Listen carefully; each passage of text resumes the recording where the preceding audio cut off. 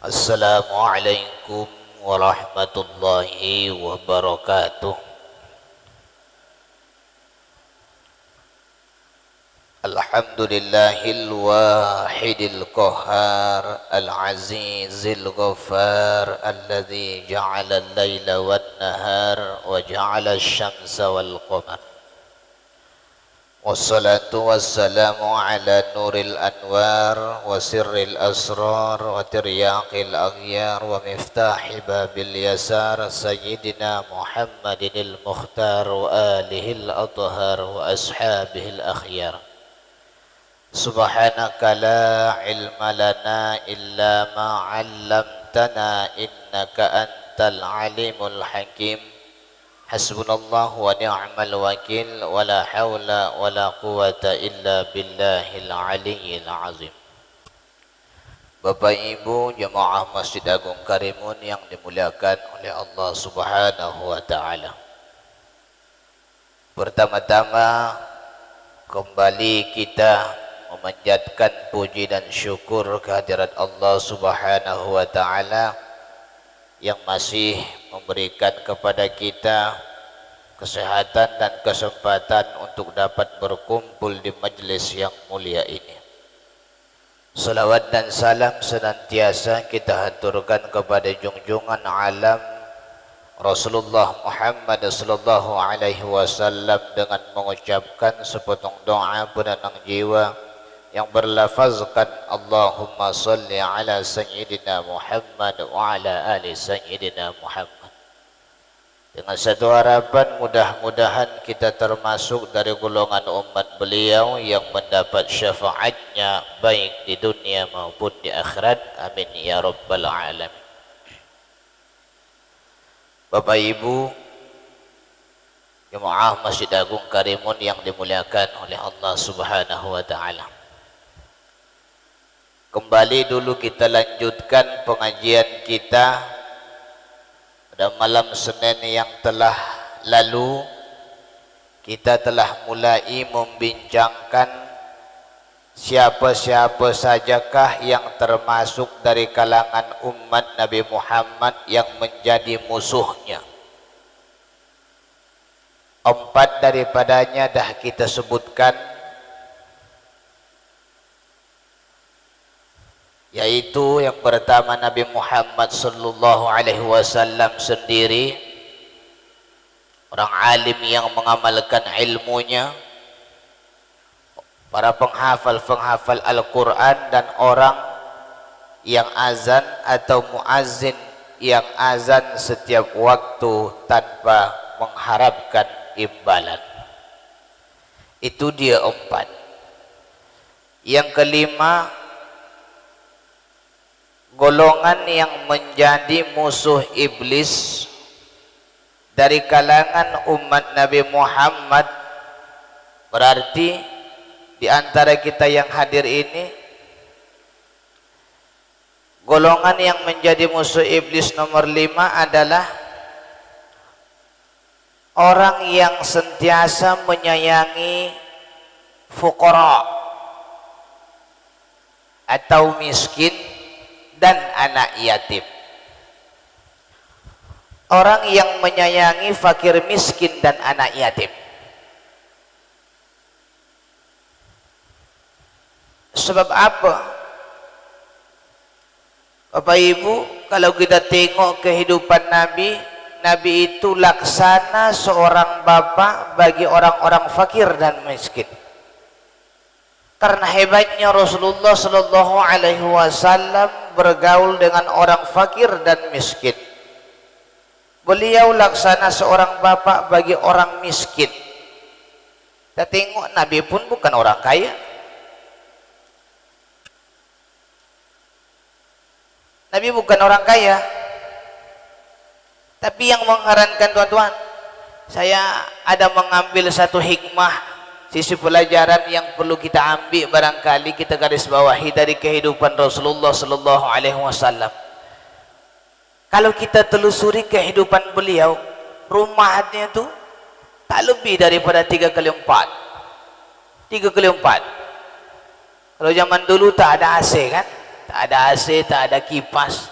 Tuan, kita bayangkan kalau seandainya musim panas di sana mencapai 50 derajat Celcius. Kalau musim dingin di sana 2 lapis pun celana dan baju kita tembus kalau pas musim dingin. Kita tengok rumah Nabi itu 3x4, katakanlah kurang lebih 3x4. Perabotan seadanya, kamar tidur seadanya. Tapi yang mengherankan dari kehidupan Nabi, barangkali pernah kita dengarkan baiti jannati, kan? Ada kita dengarkan tuan-tuan begitu? Baiti jannati, rumahku laksana surga bagiku.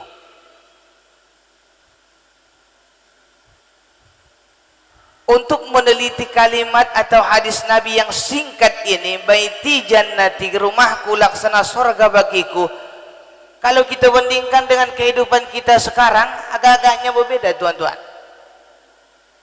Orang zaman sekarang rumahnya besar-besar, fasilitasnya tak tanggung-tanggung, perabotannya tak tanggung-tanggung, ada AC, ada spring bed,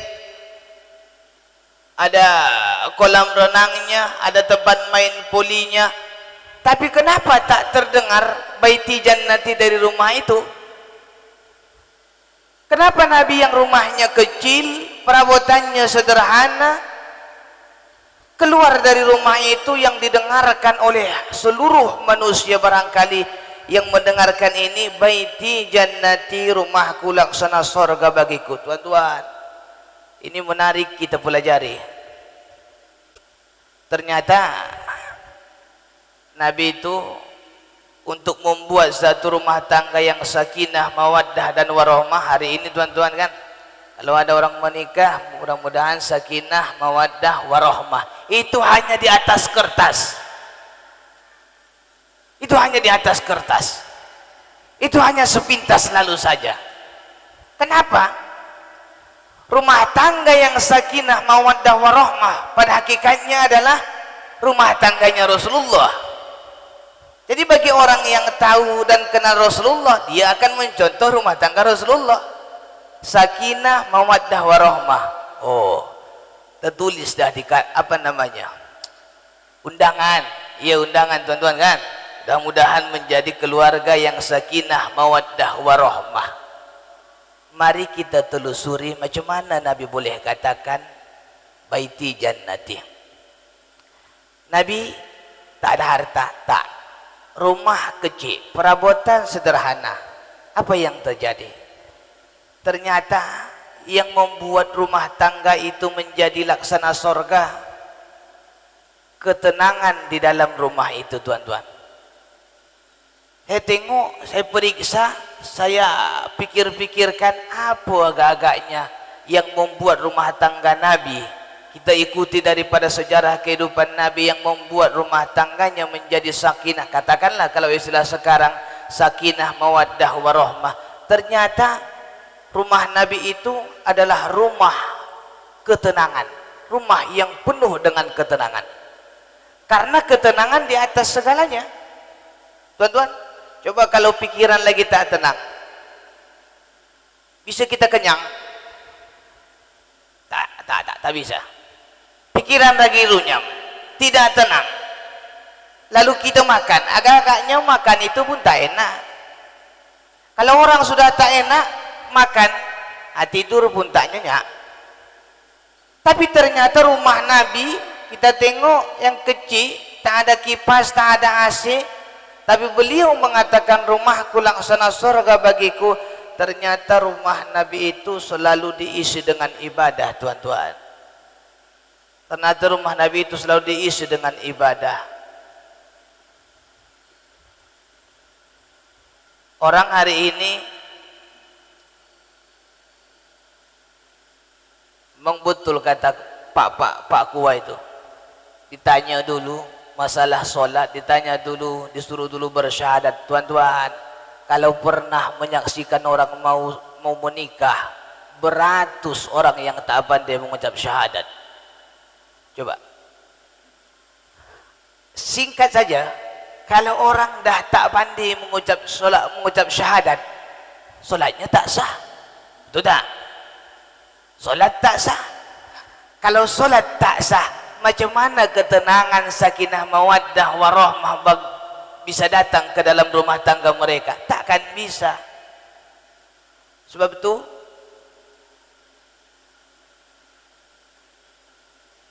sakinah, mawaddah, warahmah itu tuan-tuan, saya bukan mengajari ya. Mohon maaf, saya tak mengajari ini. Kita saling ingat mengingatkan. Alah, ustaz tu baru 1 harinya menikah dah mengajari kami ni yang dah beranak 7, yang dah bercucu ni, tengoklah. Itu mengingatkan, bukan mengajari. Sebenarnya saya pun tak merasa guru di sini, tak merasa menjadi guru, tidak. Saya hanya belajar mengajar. Kebanyakan saya tengok guru-guru kita yang dah senior tu, ulama-ulama kita tu, mereka hebat sama dengan Nabi. 40 tahun ke atasnya mereka hebat. Ilmunya Allah hebatkan mereka, Allah tinggikan mereka sama dengan Nabi, umur 40 ke atas. Saya pun tak merasa mengajar di sini, meskipun saya yang memegang mic, saya yang bercakap-cakap di sini. Saya bukan merasa guru, tuan-tuan. Saya jujur saja, saya hanya seseorang yang belajar untuk mengajar.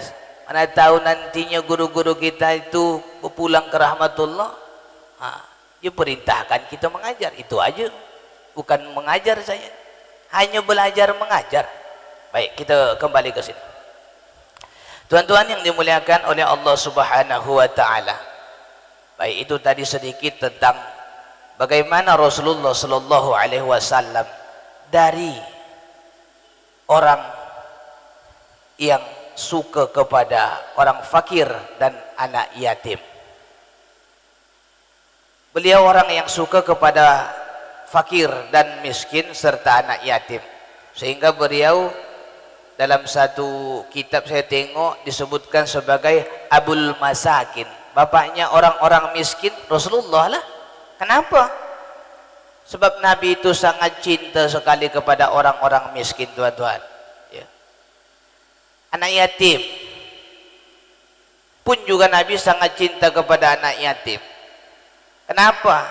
Nabi sendiri pun anak yatim. Itu makanya tuan-tuan, kalau kita baca asyraqal, kalau bahasanya asyraqal sebenarnya, kalau orang sini mengatakan sarakal itu sebenarnya bagi orang yang faham, ada kalanya dia tertawa, ada kalanya dia bersedih. Kenapa? Kalau faham. Kalau tak faham, mangguk-mangguk aja lah. Coba tengok, itu kalau ada orang cukur rambut, kalau ada orang menikah, yang dibaca itu sejarah Nabi. Nabi diceritakan dalam sarakal itu anak yatim. Walamma tamma min hamlihi syahran ala masyhuril aqwalil marwiyah tuwfiya bil madinatil munawwarati abuhu Abdullah.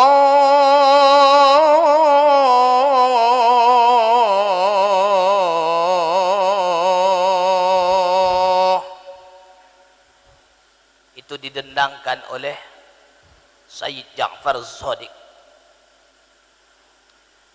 Apa katanya? Walamma tamma min hamlihi syahrani, manakala Nabi dah berada di dalam perut ibunda tercinta Siti Aminah 2 bulan. Tufiya bil madinati abuhu Abdullah, meninggallah ayahnya sewaktu pergi pergi bekerja, pergi berdagang di kota Madinah. 2 bulan umur Nabi di dalam kandungan, ayah dah meninggal. 2 bulan, tuan-tuan. Lahir Nabi ke dunia ini tak ada memanggil ayah. Mau memanggil kepada siapa? Kita telusuri lagi sirah Nabawiyah. 9 tahun umur Nabi beliau sudah mandiri. Mandiri macam mana? Beliau pergi ke orang-orang kaya, siapa yang kambingnya banyak, dia minta tolong, tuan, ya, kambing awak banyak, ya, tolong bagi saya, biar saya yang mengembala, biar saya tak ada mengambil upah daripada pengembala kambing. Nabi umur 9 tahun dah mandiri. Itu makanya kalau kita tengok bapak-bapak, ibu-ibu, Nabi itu pernah sekali bersedih menengok anak yatim. Pernah bersedih beliau menengok anak yatim. Hari raya Idul Fitri, Nabi kebiasaan beliau adalah mendoakan tetangga-tetangganya supaya mereka bahagia. Nabi pergi mendoakannya. Lalu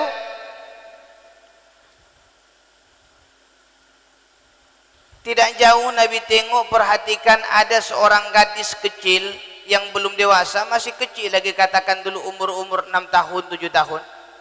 Gadis kecil ini duduk di atas batu, lalu kemudian dia menutup matanya menghadap bawah. Diperhatikan oleh Nabi, kemudian didekati oleh Nabi. Nabi tengok ternyata gadis kecil ini memakai pakaian yang lusuh, pakaian yang buruk-buruk, padahal ini hari raya Idul Fitri. Semua anak-anak dah memakai pakaian yang baru, baju baru, celana baru, sepatu baru, kalau perempuan gaun baru. Nabi dekati ini. Nabi bertanya, wahai anakku, kenapa engkau tak memakai pakaian yang baru? Tengoklah anak-anak semua memakai pakaian yang baru, baju baru, sepatu baru. Dijawab oleh anak kecil ini, itulah sebenarnya saya pun ingin pakai pakaian baru seperti anak-anak itu. Cuma apa boleh buat? Ayah saya meninggal. Ayah saya meninggal, tahun kemarin masih hidup, ayah saya masih bisa memberikan saya gaun yang baru. Tiba-tiba sesudah hari raya kemarin, ayah saya berangkat bersama Rasulullah untuk berperang. Ayah saya mati di peperangan. Hari ini ayah saya tak ada lagi. Sebab itu saya tak ada lagi yang membelikan pakaian baru. Itu yang membuat hati saya menjadi sedih. Nabi teringat dengan keadaannya. Beliau hidup ke dunia ini sudah bergelar yatim, tapi itu Nabi sangat cinta kepada anak-anak yatim, Bapak Ibu. Maka orang-orang yang penyayang kepada fakir miskin dan anak yatim, mereka adalah orang-orang yang sentiasa menjadi musuh daripada iblis dan pasukannya. Itu yang kelima. Yang keenam, golongan yang menjadi musuh iblis, urutan yang keenam adalah orang yang berhati penyantun. Orang yang berhati penyantun. Orang yang berhati penyantun dalam segala hal yang berhubungan dengan ibadah. Orang yang berhati penyantun. Kalau penyantun itu lain dengan berhati penyantun. Berhati penyantun maksudnya di sini bahwasanya apa yang ada pada dirinya kemudian diperlukan orang lain, dia bagi. Ini makna berhati penyantun, tuan-tuan. Apa yang ada pada dirinya, apa yang adalah kalau orang lain memerlukannya, dia bagi. Itu yang keenam. Yang ketujuh,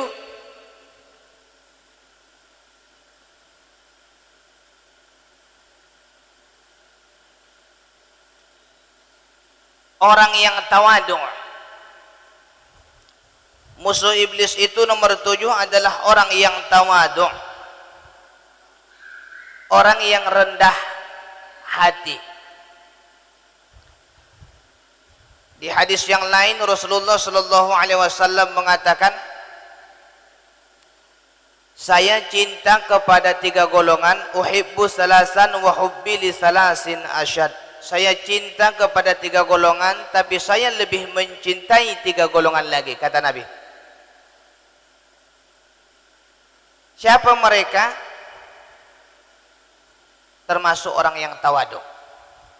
Orang yang tawaduk, orang yang rendah hati ini adalah musuh daripada iblis, la'natullah. Tuan-tuan yang dimuliakan oleh Allah Subhanahu wa taala. Kemudian yang kedelapan,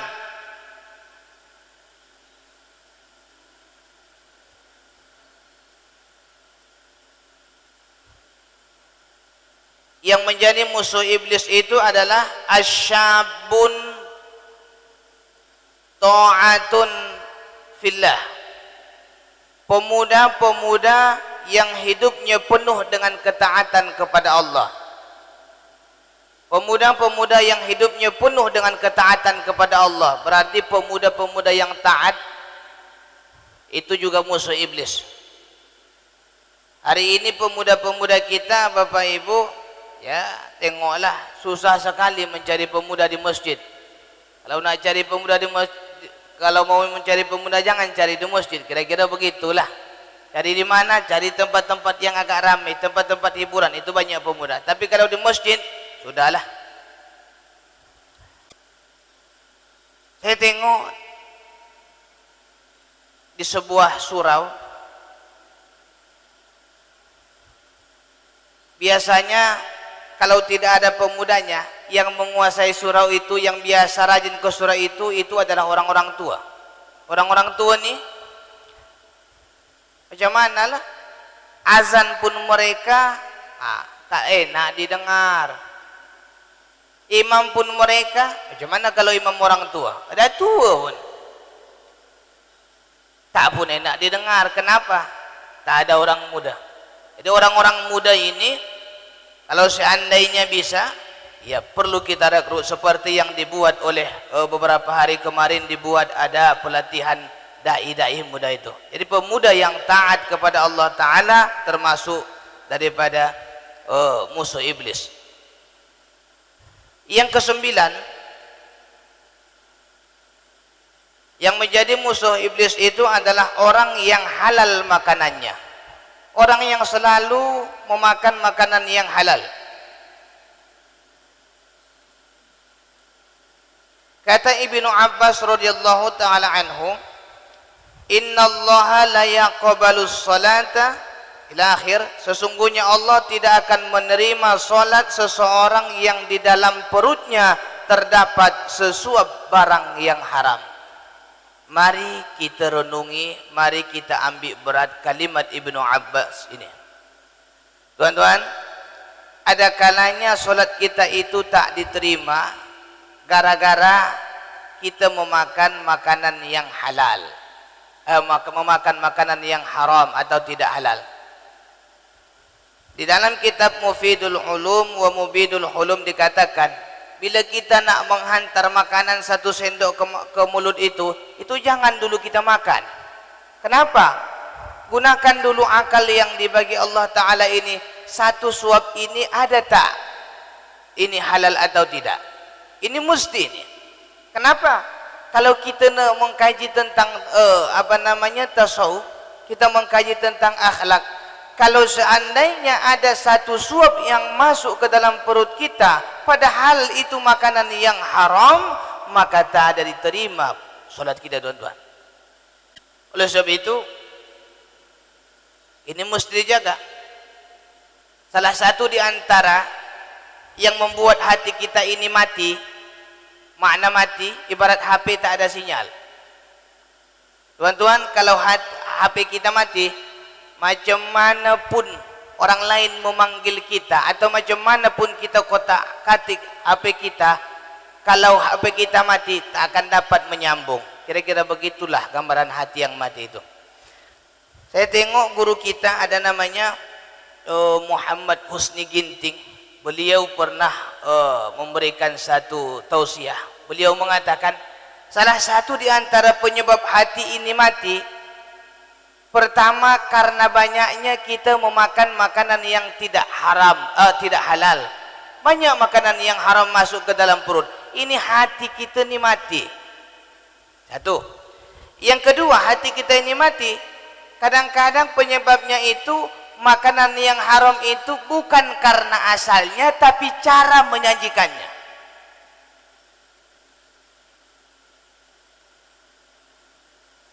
Tadi dia beli beras, dia beli makanan, minuman, itu daripada hasil apa? Hasil judi, hasil korupsi, itu haram, jelas. Ada kalanya makanannya itu duitnya untuk membeli makanan ini duit yang halal, tapi cara untuk menyajikannya ini tak halal. Cuman itu maksudnya. Kita beli daging atau beli ikan lah, katakan dulu beli ikan. Beli ikan di pasar, tuan-tuan, beli ikan di pasar. Kalau orangnya tak tahu fikih, ini bisa makanan jadi haram. Kenapa begitu? Loh, ada ibu-ibu punya makanan. Makanan ini apa? Katakan dulu dia mencuci ikan. Dibeli di pasar, kemudian masukkan di dalam baskom, lalu dicucinya di keran. Macam mana dia buat? Ya, dia masukkan air ke baskom tempat ikan tadi, lalu dia kacau. Habis itu buang air. Masukkan lagi air, kacau, buang lagi. Tuan-tuan, kita yang belajar fikih tentunya tahu makanan ini cara seperti ini halal ke tak halal, betul ke tak betul, bersih ke tak bersih menurut fikih. Oh tidak. Kenapa? Dia tidak dicucuri air, tapi air yang mendatangi najis. Kita tahu itu. Setiap kita mencuci, air mendatangi najis. Kadang-kadang kalau tak pandai kita, macam ikan tadi dalam baskom, didatangkan air ke situ, kita kacau, nampak bersih. Ya, menurut kita bersih, tapi pada hakikatnya itu masih lagi kotor. Maka makanan yang ini sebenarnya adalah makanan yang haram. Makanan yang haram ini, maka ketika kita masukkan ke dalam perut akan membuat hati menjadi mati.